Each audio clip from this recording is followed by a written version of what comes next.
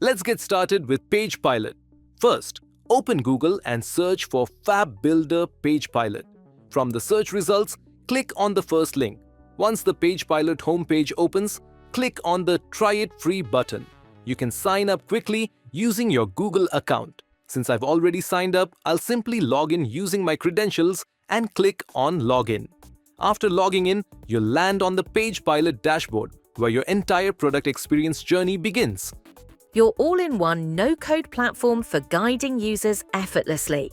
On the left, you'll find modules, everything you need to create smarter user experiences. Start with tours to build step-by-step walkthroughs that guide users through key features. Use demos to showcase your product in action without any friction. Add tooltips to deliver contextual tips exactly where users need them. With Pages, create focused experiences for specific flows.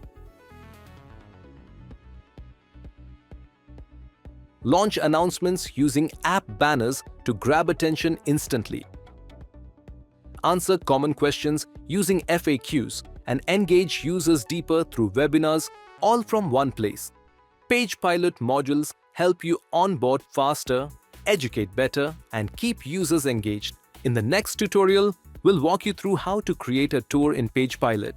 PagePilot, build guidance, not guesswork.